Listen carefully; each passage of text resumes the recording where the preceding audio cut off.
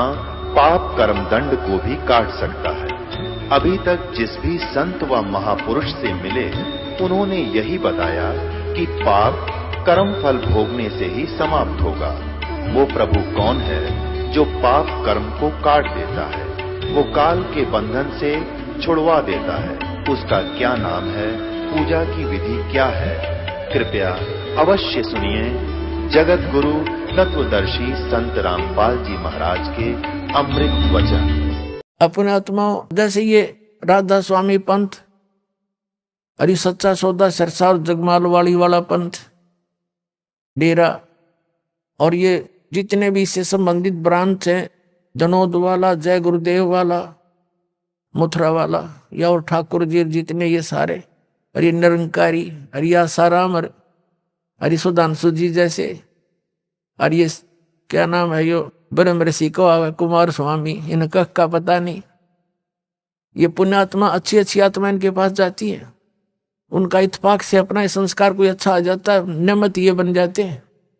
जितने सुख ये बताते हैं ना इनके चेले, इतने तो हम पहले भी प्राप्त किया करते, साला सरजाया करते, हनुमान के पुजारी थे और कुछ भी मंत्र नहीं करते थे, इन्हें को जो मिल गया वो मंत्र कर लिया। ये था हमारा पूर्व जन्म का संस्कार, फल रहा था। हम सोचा करते हनुमान जी कृपा करें, हनुमान जी क्या की कृपा करें, वो आप भगत थे। तो पुण्यात्माओं, इनको काल ने इस काम ला रखा कि इन तक फिर कुछ समय के बाद कुछ भी लाभ नहीं होना इन साधनाओं से। और कुछ वर्तमान के जैसे महापुरुष हैं, संत हैं, इनकी अपनी पुण्य कमाई पिछले जन्म की घनी हो है इनके साथ, और इनके वचन आशीर्वाद से छोटी मोटी राहत इनको मिल जाएगी, और उनके टैर की हवा कम हो जाएगी, दूसरा में डल जाएगी थोड़ी थोड़ी, ना वह काम करने जोगे ना वो रहेगा कितने जोगा। तो ये कुछ दिनों के बाद पूरा भारतवर्ष भी नास्तिक हो जाना था,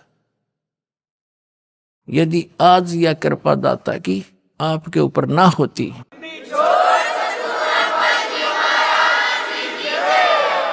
तो पुण्यात्माओं, आप अपनी गलती से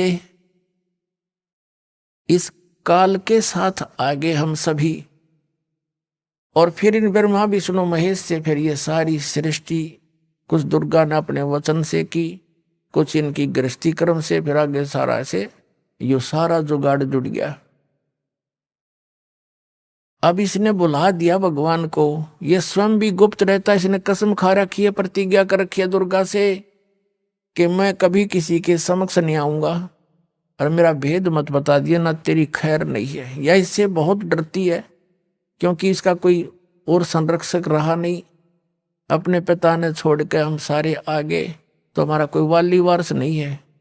ये हमारे साथ कुछ भी करे, कितना ही कष्ट दे, ये खुद बन बैठा यहाँ का संचालक। अब क्या क्या हो रहा है आपके साथ, आपको पता नहीं। आपने ये एक परंपरा मान ली, विधान बन मान लिया कि ऐसा सभी के साथ हो रहा है तो होएगा। वो तो बात ठीक है, होगा तो होएगा, ना मानोगे तो भी होएगा। तो पर अभी तक तो ज्ञान नहीं था कि इसका कोई समाधान भी है। अब पक्का ज्ञान हो गया हमें कि इसका 100% समाधान है, बहुत आसान है। वो कैसे है? इस दास के पास आओ, चाहे पूरा विश्व आ जाए, और ये सत्य ज्ञान प्राप्त करो। आपके बच्चों को भी इस मार्ग से जोड़ो। यदि आप पिता हो, माता पिता अपने बच्चों के लिए अपना सारा जीवन न्यौछावर कर देते हैं उनको सुखी देखने के लिए। जिस माता पिता को ये ज्ञान हो जा, तो फिर वो अपने बच्चों को इस तो बाहर नहीं रहने देगा। जैसे सर्दी गिर रही हो और माता पिता को पता चले, आंखें खुले रात्रि में, और बच्चे ने रजाई एक तरफ कर रखी हो, पैर पूर मार के, तो उठ के जब उड़ाओगे उनको रजाई के और चारों तरफ से दाब देंगे कि सर्दी ना लग जाए बच्चे को, बेटी को, बेटे को।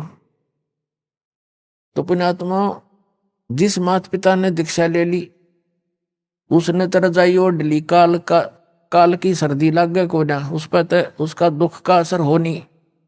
और बच्चे बगैर रजाई के बैठे हैं, और उसी सर्दी में उसे घोर स्थान पर, भयंकर स्थान पर तो अगर जिस दिन आपको ज्ञान होगा अपने बच्चा ने भी रजाई उड़ाओगे, चाहे अपनी भी उतार के उड़ानी पड़ जा, तो अपनी उतार के उड़ान में भी कोई समझदारी नहीं, आपने मुनिया हो जाएगा। लेकिन बच्चों को भी रजाई की व्यवस्था अवश्य करेगा।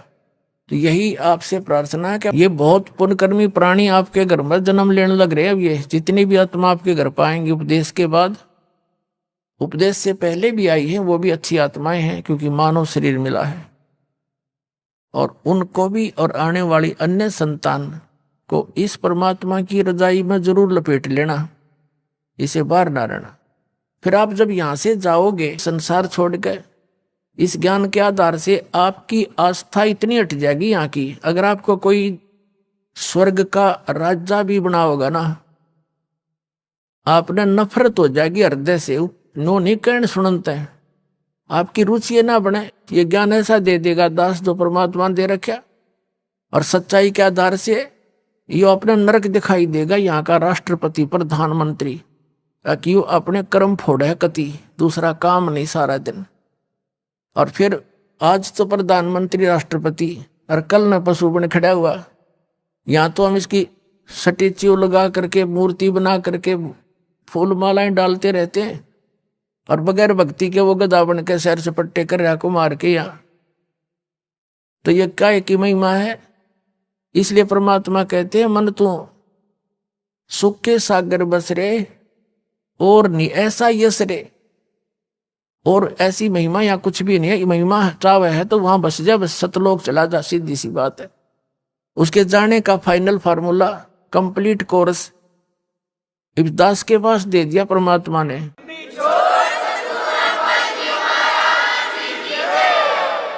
अभी तक तो जितने भी संत पंथ महंत परमात्मा के एक एक अंश को लिए बैठे थे, कोई तो ओम नाम बता देता है, कोई कलम कलम करवावे है, कलंग कृष्ण कलंग ये मंत्र है, कोई हरम हरम करवावे है किसी से, और कोई सोहम के 2 हिस्से करके नाम जाप करने को कहता है, कोई गायत्री मंत्र पर आश्रित किया हुआ है, कोई विष्णु जी को भगवान बतावे, कोई श्री कृष्ण जी को, कोई राम को, और कोई ब्रह्मा को, कोई ब्रह्म को। तो पुण्यात्माओं, हमें ज्ञान ना होने से हम अपने अपने उस परमात्मा के अंश को कंप्लीट गॉड मान रहे थे। जैसे एक समय 5 अंधे जा रहे थे, उनको पता चला कि गांव में हाथी आया है। पहले गांव में हाथी आ जाता तो बहुत बड़ी बात होया करती, सारे देखने आ जाते, इकट्ठे हो जाते, टोल के झुंड आते थे। अंधों ने पता लगा कि भाई हाथी आया गांव में, हम भी देख के आएंगे। एक से आंखों वाले से कहा भी हमने एक बार हाथी के पास छोड़ दिया, क्या करोगे तुम सूरदास हो कि हम हाथी देखेंगे? वो कहने लगे हाथी कैसे देखोगे तुम, दिखता तो है नहीं। उन्होंने कहा हमारे हाथ आंखों का काम करते हैं, हम हाथ लगा लगा के देख लेंगे। उसने जाके हाथी के पास छोड़ दिया। चारों दूर दूर नारे नारे बिखर गए वो हाथी के चारों तरफ। एक तो नीचे के पैरों को देख रहा है, ऐसे हाथ फेरे और ऊपर हाथ हट जाए, नीचे ना जा, नीचे धरती हट जाए। उसने फाइनल कर लिया कि यो जो थाम सा है, थाम पिलर जैसा गोल गोल, यो है हाथी। दूसरे ने पेट के नीचे का हाथ फेर लिया, उसने सोचा यो है हाथी। और तीसरे ने सूंड के ऊपर का हाथ फेर लिया, उसने सोचा पाइप कैसा होता हाथी, उसने इतना ही फाइनल कर लिया। एक ने पूछड़ उसकी दूम के ऊपर हाथ उठा गया उसका, उसने उतने तो अपना एक्सपीरियंस कर लिया कि बस इतना हुआ हाथी पट्टे जैसा। तीसरे ने कान्ना का हाथ लग गया, उसने फाइनल कर लिया हाथी ऐसा होता है। वापस आ रहे थे, किसी ने पूछा सूरदासो कहाँ गए थे? हाथी देख का यहाँ भाई। हाथी तुमने कैसे देखा? देख लिया। तन्ने के ठेका पूछ ले, नारा नारा बता देंगे। वो कहने लगा बताओ भाई हाथी कैसा है। जिसने उसके पैरों का अनुभव किया था उसने कहा हाथी होता भाई थांब कैसा, पिलर जैसा, गोल गोल। दूसरा बोला भाई इसने नहीं बेरा सारी साची बात का, मैं बताता हूं, हाथी होता पाइप कैसा, उन्हें सूंड का अनुभव था। तीसरा कहता भाई इसने नहीं पता हाथी होता पटे कैसा, उसने पूछड़ का अनुभव कर रखा था। चौथा कहता भाई ये सारे झूठ बोले, हाथी होता भाई छाज कैसा, उसने सूंड ठहरा था, वो सूंड के अनुभव किया बैठा था। और पांचवा कहने लगा ना हाथी होता बेटोड़े कैसा। जैसे हमारे यहाँ हरियाणा में उपले पशुओं के गोबर के उपले पाथारे गोसे और उनका स्टॉक कर देते हैं बाहर, आगे सारा वर्ष उसको प्रयोग करने के लिए सूखा सुखू के, और एक ऊंचा सा ढेर लगा देते हैं। अच्छा, और उसको गोबर से ही प्लास्टर कर देते हैं, अच्छी तरह लीप देते हैं उसको गोबर से ही, ताकि वर्षा वर्षा अंदर ना जावे। तो ऐसे हाथ फेरा तो ऐसा ही उसका खरदरापना जैसा बटोड़े का होता है गोबर के प्लास्टर का, ऐसा हाथी का शरीर था नीचे के। वो ने बोला हाथी होता है बटोड़े कैसा। तो उस आंखों वाले ने बताया भाई ये सारा मिला का हाथी बनता है, तुम्हें आंख को नहीं तुम्हारा, इसलिए तुम अपनी अपनी बात पर दृढ़ हुए बैठे हो। तो पुण्यात्माओं आज तक जो भगवान का ज्ञान था वो आंशिक था, भक्ति भगवान की जो साधनाएं थी वो आंशिक थी। अब ये कंप्लीट हाथी दिखा दिया दास ने, कंप्लीट हाथी।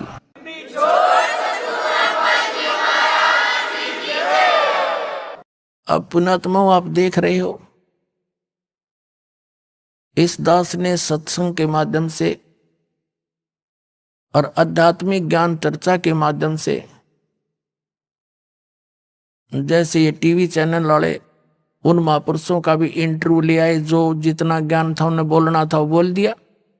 अब पहले जो शास्त्रार्थ होया करते थे वो तरीका व्यर्थ था, गलत था।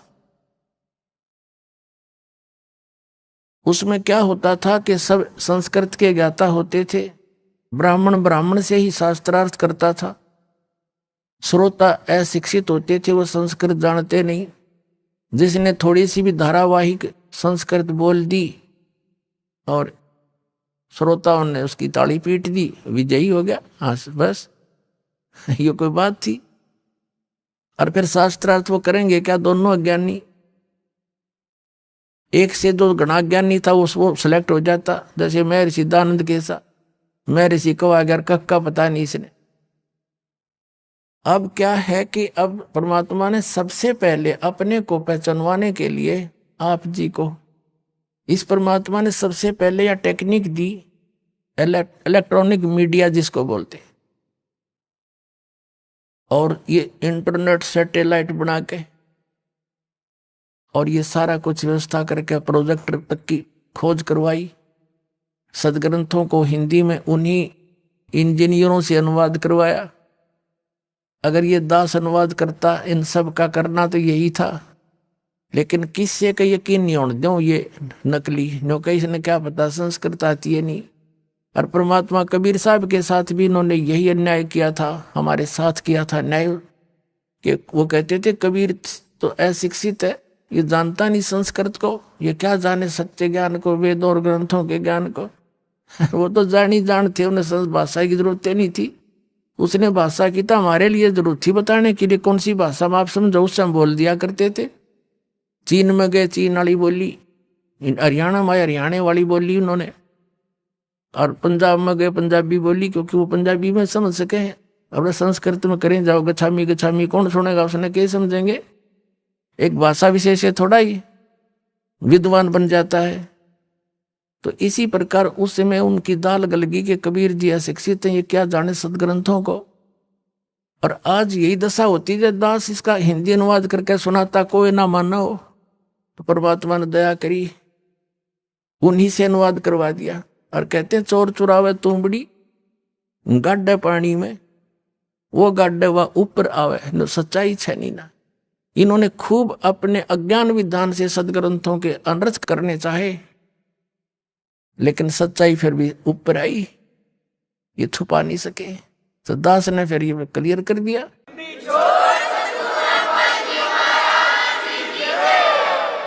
हम ये न्यू और कहने लग गया एक आधा जो कति फ्यूज फेल हो लिया, जैसे रांजडी वाला मधु परमहंस जी घनी छाती कूटा करता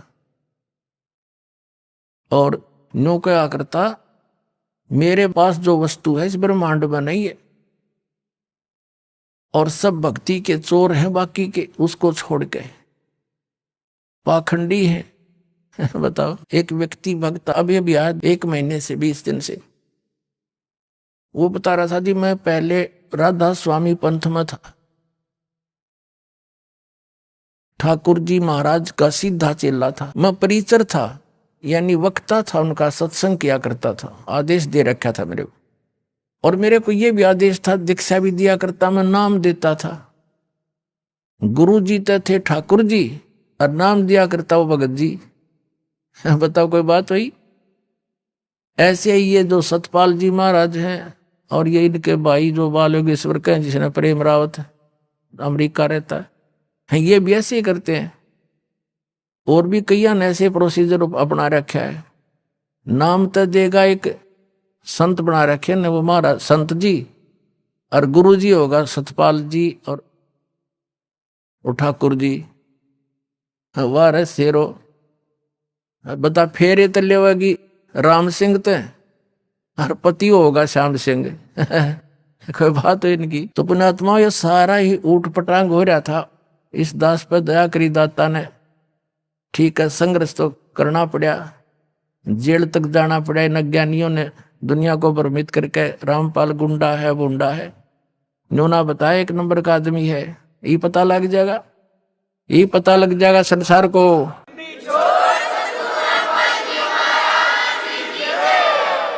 तो इनका वो बता रहा था कि जी मैं वहां से छक लिया, 30 वर्ष रहा मैं वहां पर, 50,000 व्यक्तियों को मैंने वहां दीक्षा दे दी और ठाकुर जी के जोड़ दिए राधा स्वामी वाली। फिर मेरा वहां से मन हट गया किसी बात पे, फिर टीवी देखा, इनका सत्संग सुना श्री मधु परमहंस जी का, अच्छा लगा। कुछ उनसे हटकर बात थी थोड़ी बहुत, नाम नूम दीक्षा दीक्षा वह हूं तो मैंने वहां दीक्षा ले ली। 2 वर्ष से वहां मैं जुड़ा हुआ था श्री मधु परमहंस से, जम्मू वाले से। फिर कुछ दिन के ही बाद आपका सत्संग भी आता था, वो भी सुनने लगा मैं। अब 2 वर्ष से मैं आपका भी सत्संग सुन रहा था और वो अपने सेकंड गुरु जी का भी सुन रहा था, श्री मधु परमहंस जी का। और हम ये सोचा करते थे, हमारा ग्रुप था सैकड़ों का, हम ये सोचा करते भाई दोनों अपने आप को नो कहें, जो वस्तु मेरे पास है किसी के पास नहीं। अब हम निर्णय कैसे करें? या तो जब बात पड़े ये दोनों आमने सामने हो किसी दिन, हम नो सोचा करते। 10 दिन के बाद वह दया भी होगी, साधना टीवी पर दोनों आमने सामने।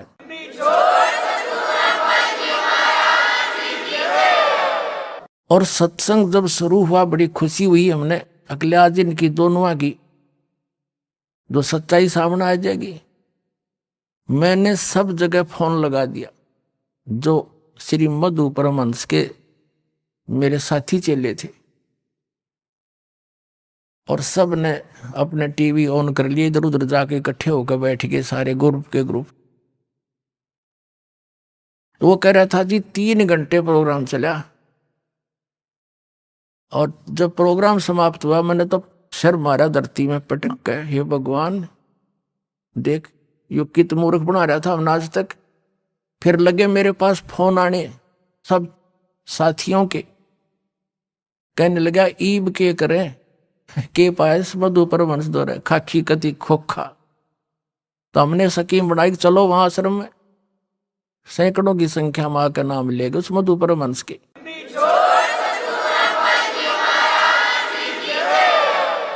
अब वो क्या कहता है कि मैंने आध्यात्मिक ज्ञान चर्चा करी है को नहीं, टीवी पे अपनी जो सत्संग आता है इसका जी जागरण पे, उस पे एक नीचे हेडिंग लिखने लग रहा है,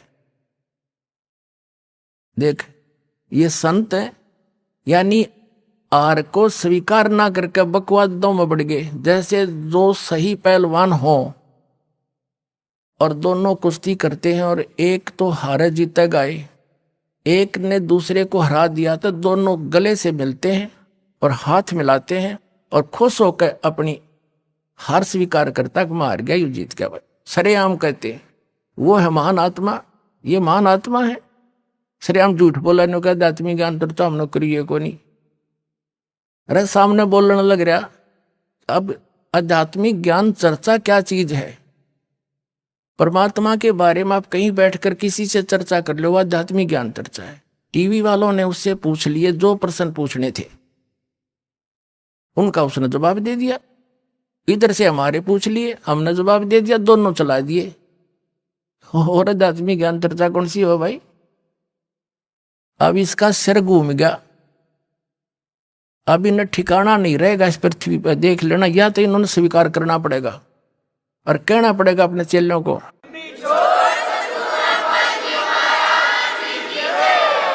एक व्यक्ति कह रहा था, नाम ले लिया उसने यहां करके, उसी का चेला था। वो बोला जी मैंने उनसे फोन पर बात करी उसी दौरान कि महाराज जी से बात कराओ। पहले बात करते थे, फिर बात करनी बंद कर दी। चेला ने उठाया फोन तो वो कहने लगे कि भाई यू के पाया 4-5 साल मेरे खो दिए तुमने। अरे ये झूठ बोला नरी, कोई तो प्रमाण दिखा दो ताकि हमारा दिल डटे, हमें कोई शांति दो। किस कारण से ये प्रमाण दिखाए? ये 8 कमल बतावे और संत रामपाल ने ये 9वां कमल कबीर सागर में दिखाई दिया। अरे यो 8वां कमल बताओ, शर्तें ऊपर सवा हाथ है, किसे गए हाथ मार के देख लो है किते, छोटे में झूठ बोलने लग रहा। वो कहाँ 8वां कमल इसने सपने में भी ना बता। अरे यो 11वां द्वार बतावे, उन्होंने 12वां द्वार सच्चाई के साथ प्रमाणित कर दिया दिखा करके। यो मंत्र कौन से देता है? सतगुरु सतनाम रे हूं कान में, अर्पणों कहता है मैंने वही दिए हैं नाम जो परमात्मा कबीर जी ने धर्मदास जी को दिए थे। ये भी बोलता अपने आध्यात्मिक ज्ञान चर्चा में इंटरव्यू के दौरान। और दास ने दिखा दिया कि धर्मदास जी को कौन सा मंत्र मिला था, 2 अक्षर का सतनाम। और किस किस महापुरुषों ने वो 2 अक्षर के मंत्र जाप किया जिनको हम मोक्ष प्राप्त मानते हैं, उनके इतिहास दिखा दिया। उन्होंने भी यही नाम जाप किए थे जो दास आपको प्रदान करता है। वो मंत्र नहीं थे, वो गलत है।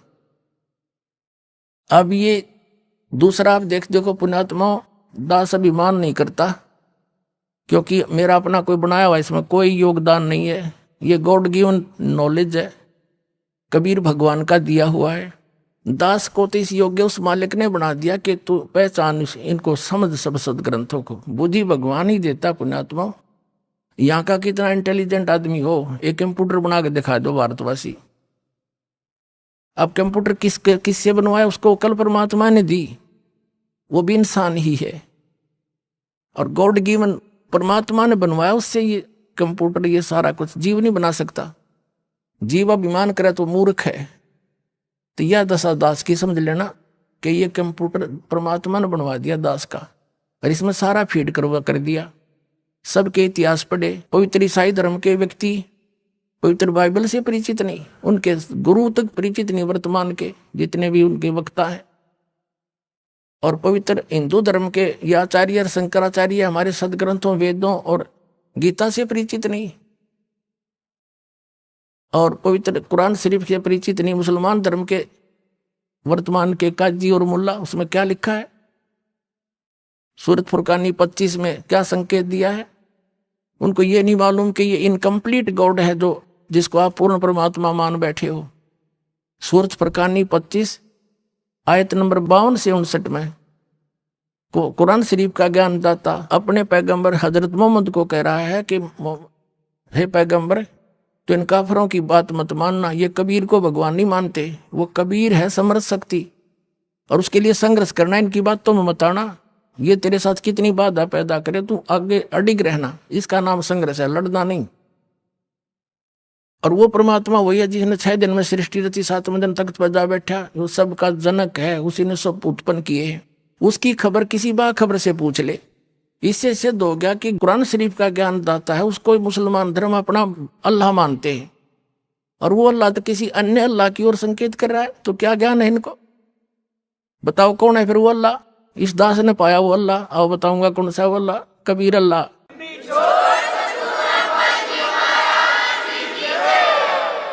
इसी प्रकार पवित्र सिख धर्म के वर्तमान के जितने भी गुरुद्वारे के अंदर या जहां भी पाठी हैं, वो गुरु ग्रंथ साहब के महत्व को समझ नहीं सके। इस दास ने समझा कि वो कौन है दानक रूप रहा करतार।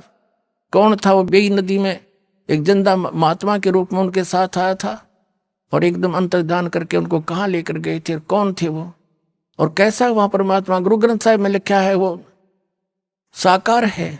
उसकी चाल बताई है, उसकी आंखें बताई, नाक तक बता रखे हैं गुरु नानक साहब जी ने।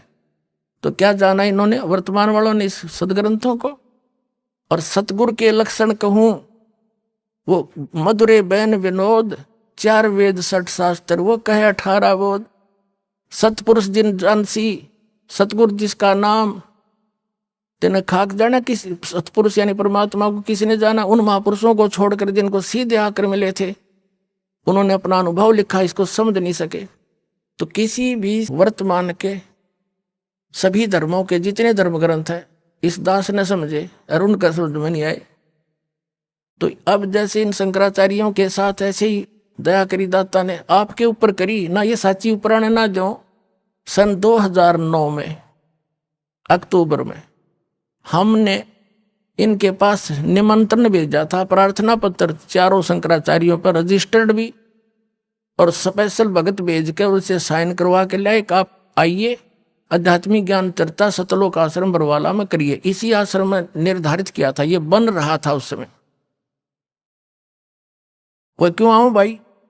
वो तो एक महापुरुष मान रहे अपने आप ने, रामपाल एक बैठा कोण में, उन्हें अपनी बेइज्जती माननी होगी, लेकिन हमने उनके आसन उसन लाकर पूरी श्रद्धा से उनका व्यवस्था की थी। वो नहीं आए। 2 चैनल बुक रखे थे, साधना और जी जागरण, और 4 घंटे सत्संग दोनों पर डिले हुआ। नहीं आए, कोई बात नहीं, हमारा दुर्भाग्य था। अब दया करी परमात्मा ने, सद्बुद्धि दी इस साधना चैनल वाले पुण्यात्माओं को। पुण्यात्माओं, धन है ये साधना चैनल जिसने इतना मदद करी हमारे इस परमात्मा के ज्ञान को आप तक पहुंचाने में। नहीं जिस भी चैनल पर चलाओ थे, तीसरे दिन हाथ खड़ा कर लेते। क्यों धमका दे इनको दूसरे? क्यों उनकी पोल खुल रही थी सबकी? ये आपके शत्रु है, मित्र नहीं है।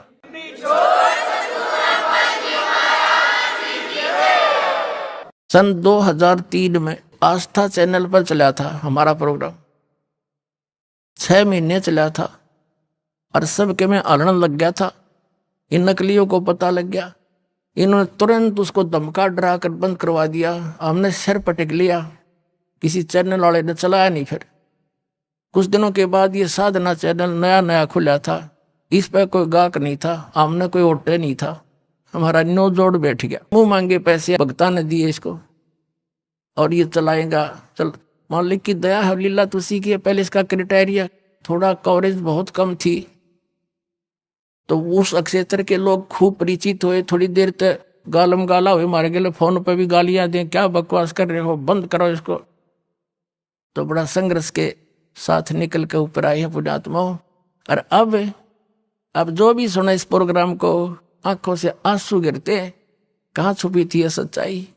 कहाँ भूले बैठे थे हम भगवान को? आसपास भी नहीं थे दाता के।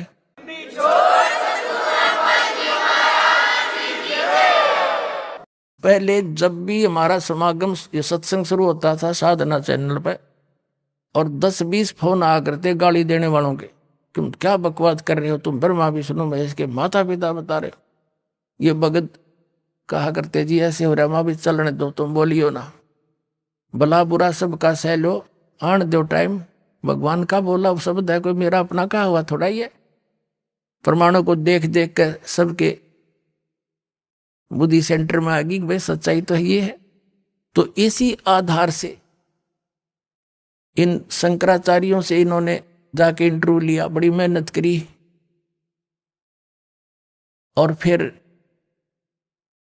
उसको चलाया दास ने, फिर उनकी धोती सी धो दी सारे की, कख नहीं पाया, कख नहीं पाया उनके पास, आपके सामने दिखा दिया।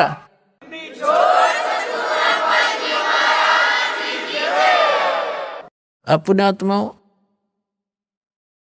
एक इंटरनेशनल स्तर के चैनल है दोनों, जी जागरण और ये साधना, डिश टीवी पे यू चल है, एयरटेल पे यू, और बाकी बहुत स्थानों पर केबलों पर आता है, और सब पे ये आध्यात्मिक ज्ञान चर्चा चला दी। और उनके मुंह में जबान नहीं रहा, सदमा सा हो गया सबके, सांस नहीं काटते। बोलो बताओ, या तो मैं गलत कह रहा हूं तो बताओ, रामपाल गलत कह रहा है, बताओ कितने फ्यूज हो गए वो सारे।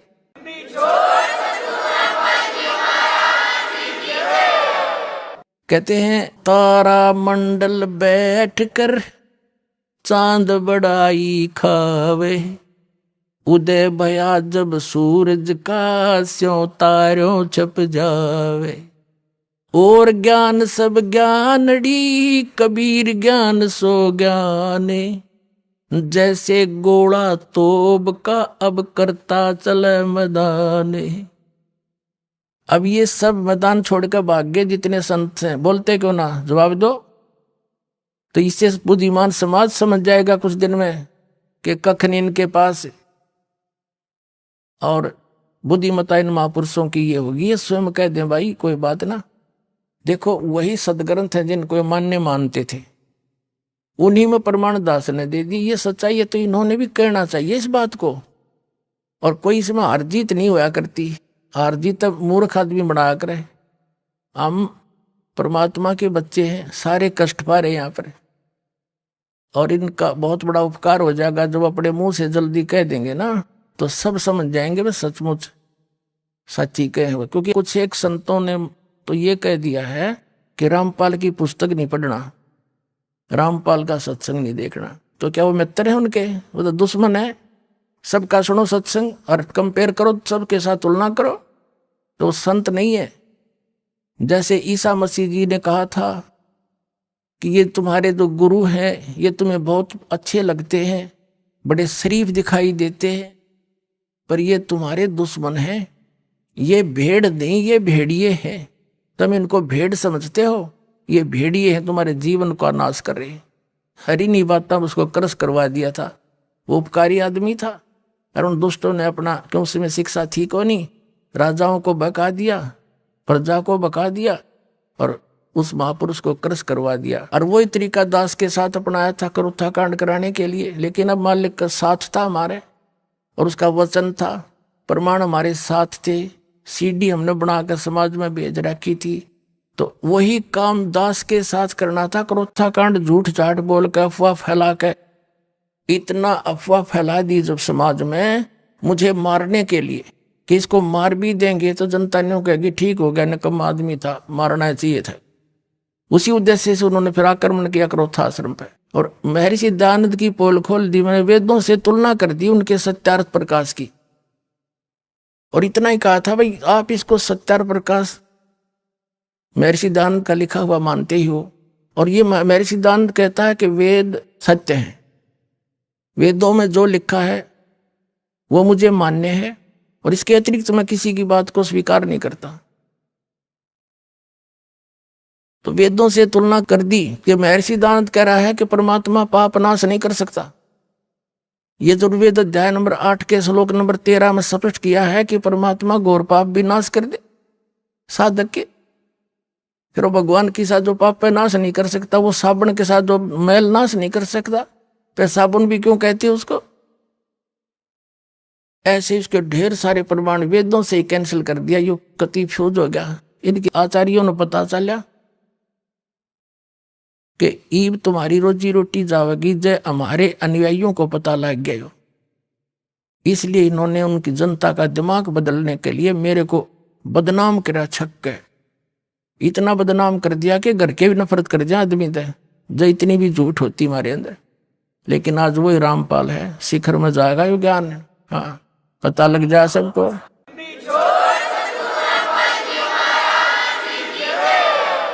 अब ये सफल नहीं हो सके। एक तो साथ कबीर समरस शक्ति हमारे है, और हम कति सारी साची और प्रमाणित बता रहे हैं, जिस कारण से ये इब सांस घोट के बैठ गए, बिरानी क्वित पहुंच गए, आसपास भी नहीं है।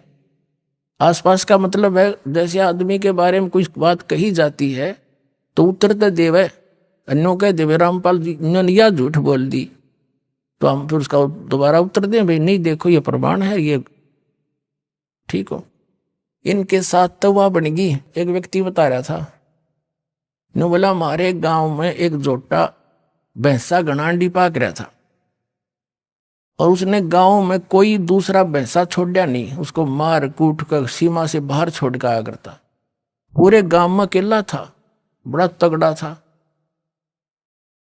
एक बार क्या हुआ कि ये हाथी लेकर आते हैं ना मांगने वाले, एक हाथी लेकर आ गए गांव में, और हमारे गांव में जोड़ खोद रखा था तालाब, उसमें बहुत गहरे गहरे गड्ढे बना देते थे गांव वाले मिलकर कि वर्षा होएगी पानी ज्यादा स्टोर हो जाएगा।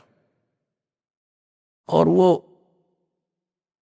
भरा हुआ था, कुछ नहर से भरवा दिया था, तो फुल था वो सरोवर। हाथी वाले आए, उन्होंने अपना सारा दिन गांव के नगर में कुछ मांगा मूंगी करी, हाथी दिखाकर वो दाने दूने कपड़े लेते और फिर वहां बैठ के तालाब के किनारे आप खाना खान लग गए और हाथी छोड़ दिया उस तालाब में। हाथी गहरा गहरा पानी था, उसमें खूब मस्ती मारा, उसके अंदर लौट रहा गर्मी में। हाथी का थोड़ा सा सिर दिखे और सूंड थोड़ी सी दूर इतना दिखे।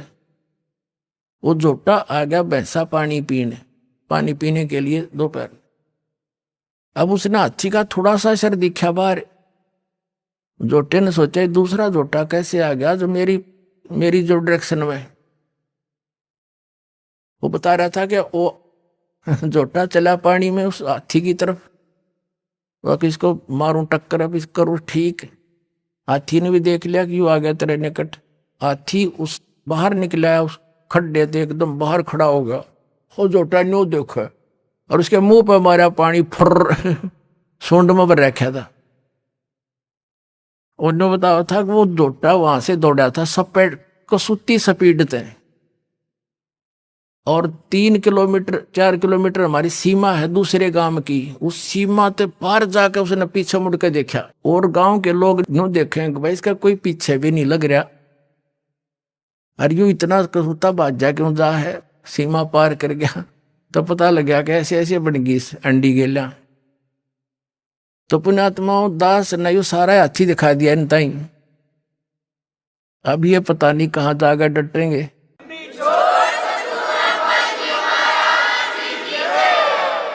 तो प्रसंग था कि परमात्मा ने आकर के यहां बताया है कि पुण्यात्मा तुम गलत स्थान पर फंस रहे हो, आप यहां के वासी नहीं हो, ये आपका स्थायी स्थान नहीं है। और आपको भी पता इस बात का तो स्थायी नहीं है। इसका विकल्प ये है कि जितने आप हो, आपके बच्चे, रिश्तेदार, रिलेटिव, उनको पूरी तरह समझाने की चेष्टा करो। भले ही वो एक बार ना माने, प्यार से दूसरी बार 5-10 दिन के बाद जाके फिर स्टार्ट करे, 10 दिन के बाद फिर पहुंच जा, धीरे धीरे स्वाता जैसे उसको जितना स्वा उतने बोला फिर चुप हो जाते, वो गाली भी दे बोला ही नहीं, क्योंकि हम सारे ऐसे थे, भ्रमित थे। और फिर धीरे धीरे यह बात आप पर समझ में आ जाएगी। तो इन बच्चों को भी मालिक के लाइन में लाओ। दास ने देखा है कि छोटे बच्चे इतने अच्छी आत्मा के थे, उन बच्चों ने नाम लिया, ज्ञान समझा, 15, 16, 20 वर्ष के। फिर माता पिता संघर्ष करें तो अंदर देवता पूजने छोड़ दिए, समाज पर भी माथा ना टेकता, तो कि हमारा कुपूत पैदा हो गया। किसी कहीं लड़की ने नाम लिया तो उसके पीछे घर के पड़ दिए। अब धीरे धीरे उन्होंने सारे परिवार ने आना पड़ा इस ज्ञान समझ के, फिर रोज के नए नए सुख दिए परमात्मा ने। तो आज वही परिवार समर्पित हो गया इस दाता पर। पहले हमने गाली देवा था, अब ऐसी अफवाह फैलाते हैं बहुत से लोग कि रामपाल तनु का है कि अपने जो कोई मर जावे उसने घसीट के ले जाओ, कंधा भी मत दो। इन्हें झूठ बोलने तो मतलब है और दूसरा काम नहीं, नकलिया ने कोई बात हुई। हम सरेआम कहते हैं संस्कार करो, विधि से ले जाओ, जो बेमतलब के बवंडर है वह ना करो। जैसे मरने वाला मर गया, उसने फूकन की तैयारी कर रहे हैं, अन्यों का भी इसका स्नान कराओ, वो खाक स्नान कराओ है, फूकन जान लाग रहे हैं और उन्हें नुआओ दुआओ, ये बेमतलब की बकवादी न शुरू करा रखी। फिर क्या है, जैसे कफन है मुर्दे को ढकने के लिए एक पर्याप्त है। अब क्या परंपरा बना रखी है, आसपास के जितने भी व्यक्ति होंगे, घर हैं जैसे उसके 10-20 घर हैं आसपास के कुल के लोग, तो 10 से के 10 चादर डालेंगे उसके ऊपर और उन्हें फिर फूकने जाएंगे। कि बात तो ये एक्स्ट्रा वेजेंस बे मतलब की बकवाद। एक कफन डालो, तो हमारे विरोधियों ने क्या अफवाह फैला रखी थी कि रामपाल तेने कहा कफन भी मत डालो। रामपाल ने कहा ये एक्स्ट्रा मत डालो, एक अवश्य डालो। ये तो चादर भी डालने तो नाटे है, बुढ़िया मर जाओ उस पास पास की 20 चुंदड़ी डालेंगी, 20, एक बतेरी ढक के ले जाना, फूक का आना है, बता क्या मतलब है ये। तो इस तरह की जो अनावश्यक परंपरा है यह खत्म करनी पड़ेगी हमने। कोई बुद्धि से काम लो, नो थोड़ा है कोई किसी के कहने से धक्के से मैं कह रहा हूं, ये ऐसे प्रमाण दूंगा कि आप अपने आप मानना पड़ेगा आपको, इसकी आवश्यकता ही नहीं है। तो इस प्रकार ये जो क्रियाएं हमने अननेसेसरी बना ली, ये परंपराएं, ये भी हमारे भक्ति बाधक है। जो भक्ति नहीं करता कुछ भी करो, हमने क्या दिक्कत है। जो डॉक्टर के ट्रीटमेंट के अंडर है तो डॉक्टर उसी के लिए परहेज बताता है। दूसरा से कितना रोगी हो उसकी दवाई ना ले रहा हो, क्या बताओगा उसको परहेज, कुछ भी खा मर। तो कहने का भाव ये है पुण्यात्माओं कि आप यहां गलत स्थान पर आ गए, ये रहने का स्थान नहीं है। अब परमात्मा ने आकर ये ज्ञान दिया कि और ज्ञान सब ज्ञानड़ी, कबीर ज्ञान सो ज्ञान, और जैसे गोला तोब का इब करता चला मैदान। ये तोब का गोला है तत्व ज्ञान परमात्मा का दिया हुआ, और कर दिया सारा साफ। थोड़े दिन लगेंगे और घना टाइम ना लगे, क्योंकि अब तो विस्फोट सा हो रहा है।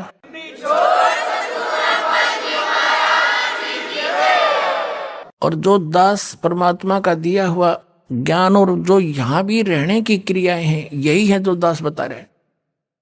और एक दिन पूरे विश्व को माननी पड़ेगी या दो दास की सीख है, परमात्मा का दिया उपदेश है, और तभी हम सुखी होंगे। और इसी नाम को सबको ग्रहण करना पड़ेगा, क्योंकि भगवान का आदेश है।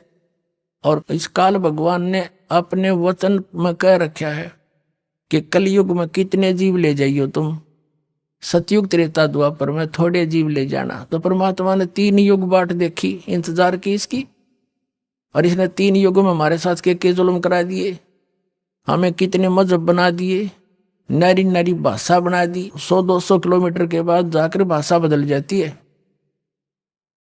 बता किस किस ने समझावे।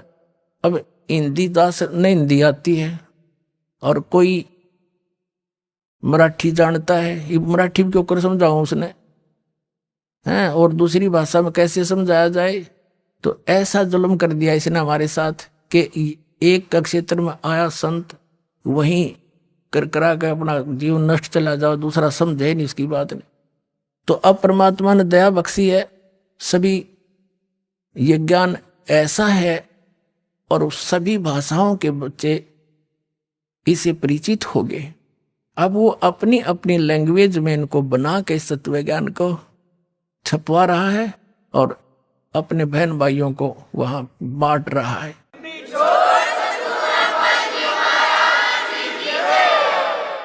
तो परमात्मा ने ये मीडिया बना दिया, इसके अंदर भी एक बताते हैं एक ऐसा सॉफ्टवेयर बनने वाला है, कुछ बन भी गया है, कि वो किसी भी भाषा का हो, सभी भाषाओं में वो उसको कन्वर्ट कर देता है। दिया भी दया परमात्मा ने करी आपके ऊपर।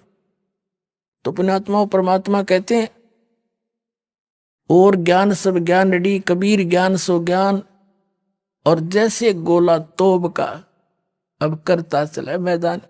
तोब के गोले का आगे किले नहीं डटा करे हैं, एक का बढ़ा दिया करे, 2-3 लगे बात तो निशान नहीं पावे। तो ये परमात्मा का तोब का गोला है। और ये सोच ले एक किस्म का भी परमाणु बन गया। असली परमाणु दास ने बनाया है, अज्ञान के नाश करने का और सत्य को ऊपर उभारने का।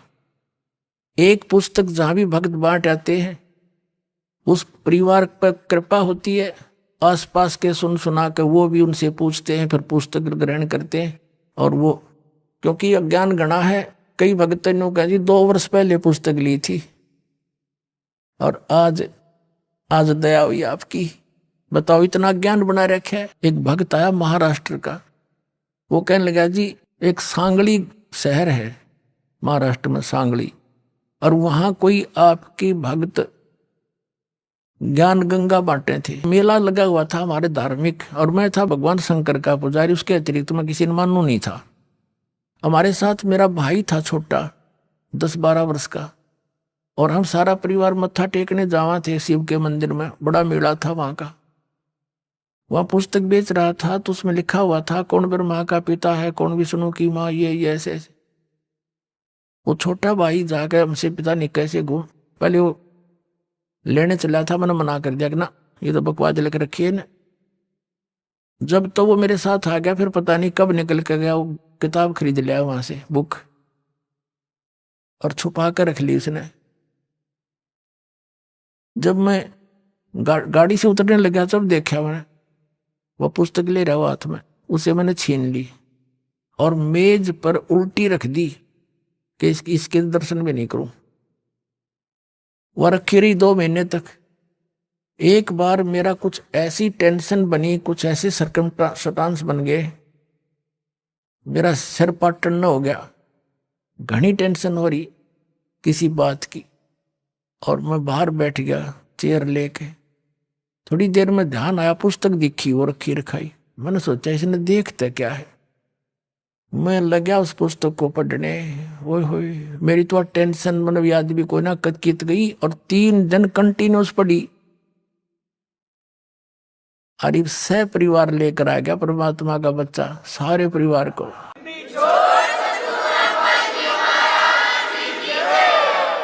तो ये एक किस्म का परमाणु बन गया ये पुस्तक परमात्मा के ज्ञान की। अब वो उससे फिर रिश्तेदार में जाती है, वहां से ले गया सैकड़ों पुस्तक, सबको दूंगा एक एक, और प्यार से पढ़ाऊंगा, अपने कसम खाऊंगा, बताऊंगा सच्चाई क्या है, मेरे जैसे भ्रमित है सारे। तो पुण्यात्माओं, आप सबका दायित्व बनता है यो कि अपने भूला न राह बतावे। और पहले जब बताना, जब आपका विश्वास हो जाए कि दास सच्ची कह रहा है, ना भूल के भी इसका जिक्र ना करना जब तक आपका विश्वास ना हो। और विश्वास तो दास करा के छोड़ देगा, कोई बड़का का लेख है, भगवान के बताया हुआ ज्ञान इसमें इतनी भी मेन मेख नहीं पा सकती, और ये स्वीकार करना पड़ेगा, एक दिन आएगा।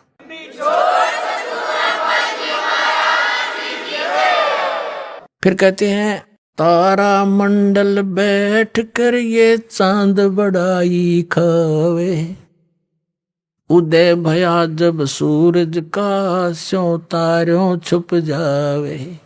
आइए अब हम उन श्रद्धालुओं के अनुभव जानते हैं जो जगत गुरु तत्वदर्शी संत रामपाल जी महाराज जी से दीक्षा प्राप्त कर चुके हैं तथा उनके द्वारा बताए गए भक्ति मार्ग पर चल रहे हैं। नमस्कार जी। नमस्कार सर।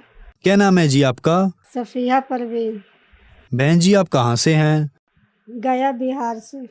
बहन जी, संत रामपाल जी महाराज से नाम दीक्षा आपने कब ली? 29 तारीख 11वां महीना 2013। संत रामपाल जी महाराज से नाम दीक्षा लेने से पहले आप क्या भक्ति साधनाएं किया करती थी? वही मुस्लिम धर्म के होने के कारण नकली पीर में वही साधना करते थे, उनसे जुड़ल थे, अलियास नाम था उनका। तो फिर आप संत रामपाल जी महाराज की शरण में कैसे आई? संत रामपाल जी महाराज के शरण में आए कि हमारे भगत जी को एक अजय भगत जी ने पुस्तक दिए, उनसे ज्ञान चर्चा होते रहा। भगत जी घर में आते थे तो हम बोलते थे नहीं, हमारे पति घर में आते थे तो बोलते थे कि नहीं, सो मुस्लिम धर्म में समाज के हिसाब से अल्लाह ताला आए हुए हैं। हम बोलते थे नहीं, धरती पर अल्लाह ताला तो आप बोलते हैं कि बहुत से आए हुए हैं, इसलिए हम बोलते थे कि भगत जी कभी वहाँ कभी वहाँ कभी वहाँ। अगर पीर का दामन पकड़े हुए हैं तो हमको बोलते थे कि यही अल्लाह है।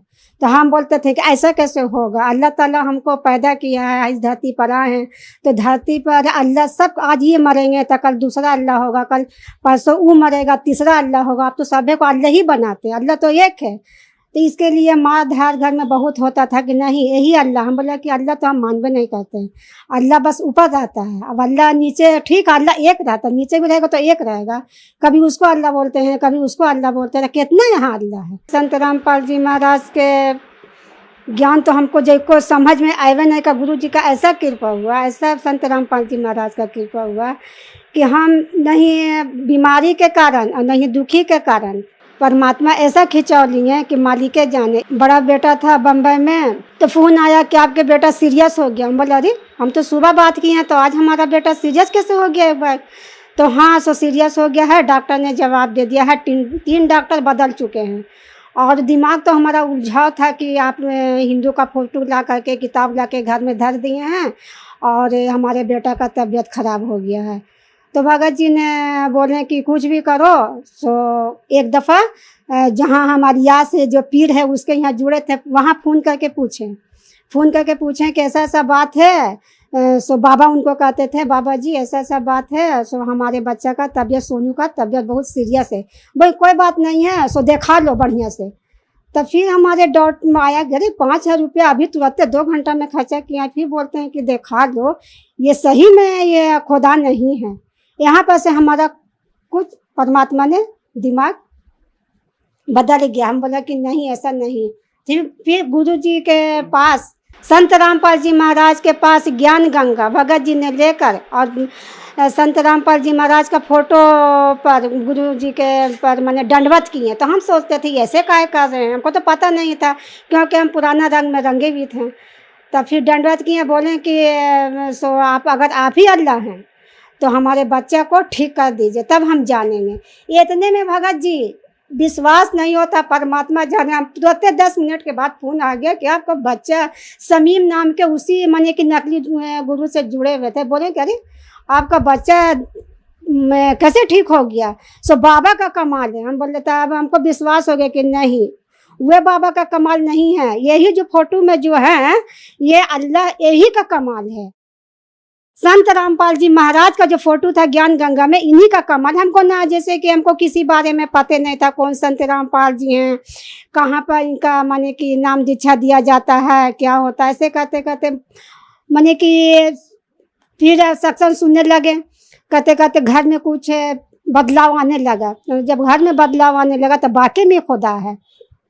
भगत जी बोलेंगे कि ठीक है आप मानिए चाहे ना मानिए, हम तो बरवाला जाएंगे। तो हमको तो पता नहीं था कि बरवाला कैसा होता है। हम बोले ठीक है आप जाइए। तब फिर बोल के घर में अचानक ये ईद का दिन पड़ गया। ईद का दिन पड़ गया तो सबके पास कपड़ा लत्ता सब पहन रहा। भगत जी बोले कुछ नहीं घर में होगा। तब संत रामपाल जी महाराज का कृपा था, सही में कुछ नहीं ईद नहीं मनाए हम लोग। घर में कहा कि कमाड़ी बंद करके हम लोग बाल बच्चा सब रहा है कि नहीं ये ज्ञान गंगा में कुछ नहीं लिखा हुआ है, सो नहीं हमको करना है। भगत जी बोले तो हम लोग मान लिए। उसके बाद फिर दुनिया मारने वाला बहुत किस्म का मजाक उड़ाया कि लोग क्या कर रहा ना कर रहा, तो हम लोग कुछ नहीं बोले गए। फिर भगत जी बोली कि मांस मछली अंडा ये सब खाना छोड़ दो। तो हम बोला कि ठीक है नहीं खाएंगे। इतने में फिर हमारा नंदोसी आ गया, तो वह बोले लगा उल्टा सीधा। तो फिर हम लोग उसके बाद का किया नहीं किया। तो उस दिन से हमारा बंद हो गया। हम बोल देते कि आज दिन के बाद इस घर में मांस मछली अंडा ये सब नहीं बनेगा। उस दिन के बाद हम बंद कर दिए। कोई माने कि 3-4 महीना इस तरीके से नाम दीक्षा नहीं लिए थे, मगर हम मर्यादा किताब में निवादन तो पढ़ा नहीं थे, मगर मर्यादा किताब में मोबाइल के जरिए चिप सुन करके हम निभा रहे थे। उर्दू पढ़े में है, अरबी पढ़े में थे। हमारे पति जी बोले कि हमको जाना है। हमारा कहाँ जाना है? तो 3 महीना हो गया संत रामपाल जी महाराज के शरण में जाना है। तो हम बोले कि ठीक है जब आप जा रहे हो तो हम भी चलेंगे। तो बोली कह रहे अभी तो नहीं तैयार थी, और तू बोली जाना, मैं कि नहीं हम चलेंगे।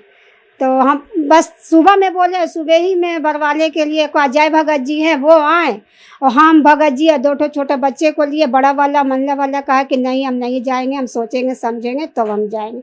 तो हम बोले कि छोड़िए इन लोग को जबरदस्ती ना कीजिए, हम दोनों चलते हैं। हम दोनों गए। फिर हम 7 लोग आश्रम में बरवाला में पहुंचकर वहाँ फिर हम तो नाम दीक्षा नहीं लिए, मगर हमारे पति ने नाम दीक्षा ले लिए। तो फिर माइयों का अलग पंडाल था और माने कि भक्तों का अलग पंडाल था। तो हमने वहाँ पर बैठी हुए थे, भगतमती आए कि भगतमती आपको भगत जी ने आवाज़ दे रहे हैं। तो हम गए वहाँ पर, बोले कि कैसा लगा। तो इतना हम खराब आत्मा थे, हमको बोला कि हमको नहीं कुछ अच्छा लग रहा है, यहाँ तो सब हिंदू ही का सारा चीज़ है। तो इतना बोले तो भगत जी रो गए। तो हम सोचे करे हम इतना बागन है, सो हम अपने पति को रोवा दिए। हम मन में एहसास किए, तो ना उनसे बोले ना कुछ किए, हम नाम दीक्षा लेकर के फार्म जा करके भरा लिए। संत रामपाल जी महाराज से नाम दीक्षा लेने के बाद क्या आपको कोई लाभ भी मिले?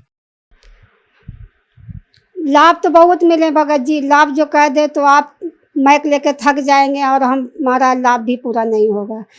एक दफ़ा की बात है कि समझिए कि हमारा जो मंडला वाला बच्चा है नदी के तरफ जाने लगे, बस वहाँ पर सांप बैठा हुआ था, मार दिया, पैर पर मार दिया। उसके बाद एक और धोबी का बच्चा था, उसको भी मार दिया। तो मार दिया तो वे बगल वाली बोली कि अरे मोनी को सांप काट लिया। तो हम डर गए कि कहीं लोग जगत है हल्ला कर लगे। सो नहीं, हम बोले कि नहीं कुछ नहीं, बोले लेके झड़ाना फुकाना, सो मार दी कि जवान लड़का है। हम बोला नहीं, हम संत रामपाल जी महाराज के शरण में है, मरे चाहे बचे वो परमात्मा जाने। हमने इतना कहा कि हम दरवाज़ा लगा लिए। फिर प्रार्थना लगा, प्रार्थना में आदेश आया कि आप लोग घबराइए नहीं।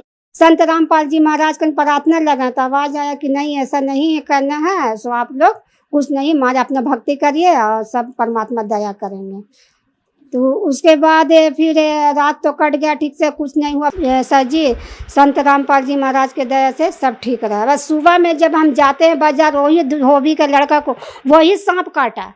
तो देखें करे ठेला लेके जा रहा, कैसे नहीं करे काट गया तो क्या हुआ। सोसेराज के बच्चा को तो सांप काटा, उसको क्या हो गया, तो इसको क्या हो गया, वो तो बच गया। तो वो लोग भी नहीं कुछ माना। तो क्या हुआ कि जब हम सब्जी लाने जा रहे थे, देखे कि रोक के कोई चला आ रहा था। बोले क्या हुआ, तो कहे कि सांप काटा था ने मोनू को, तो ये सांप काटा इसको तो मर गया। तो हमको बहुत वहाँ पर रोना आ गया कि आज मालिक के शरण में ना रहते तो हमारा बच्चा भी जीवित नहीं रहता। देखो वही सांप काटा है, ये मर गया। तो संत रामपाल जी महाराज के कृपा से आज हमारा बच्चा मालिक के शरण में है और जीवित है। पथरी हो गया था तो डॉक्टर यहाँ इलाज चला है, तो ऑपरेशन बोला। तो परमात्मा यहाँ संत रामपाल जी महाराज यहाँ प्रार्थना लगा। तो प्रार्थना लगा तो गुरु जी कहे कि अब परमात्मा दया करेंगे। तो समझिए कि सब बिना ऑपरेशन के हमारा बच्चा ठीक है। देखिए आप, हमारा बच्चा ठीक हो गया। आप रिपोर्ट देख सकते हैं। संत रामपाल जी महाराज के शरण में आने के बाद ये बच्चा हमारा ठीक हुआ है। डॉक्टर ने बोले थे कि इसका ऑपरेशन होगा, मगर संत रामपाल जी महाराज ने परमात्मा का अर्जी लगाए तो ऑपरेशन से भी परमात्मा बचा लिए। हमारे पति नशा करते थे कि नकली पीर के जुड़ने के कारण जब बुधवार आता था तो क्या करते थे कि घर को साफ करवाते थे और मीट मंगाते थे और चाय बनवाते थे और खैनी मंगवाते थे। और रात में क्या नहीं क्या करते थे, बोलते थे 12 बजे रात में वो अपने के जो बताता था नकली वही करते थे और फिर अपने ही वो खाते थे। नशा बहुत करते थे कि 1 डिब्बा मुंह धोने वाला गुड़ाकू डेली लगाते थे। संत रामपाल जी महाराज से नाम दीक्षा लेने के बाद आपको बहुत सारे लाभ मिले। तो जो दर्शक आज आपको टीवी पर देख रहे हैं और वो भी संत रामपाल जी महाराज से नाम दीक्षा लेना चाहते हैं तो कैसे ले सकते हैं? संत रामपाल जी महाराज का सत्संग अनेकों चैनलों पर चलता है। नीचे पीला पट्टी आती है, आप उसको नंबर से करके आप अपना नाम दीक्षा प्राप्त कर सकते हैं। धन्यवाद जी। सत्संग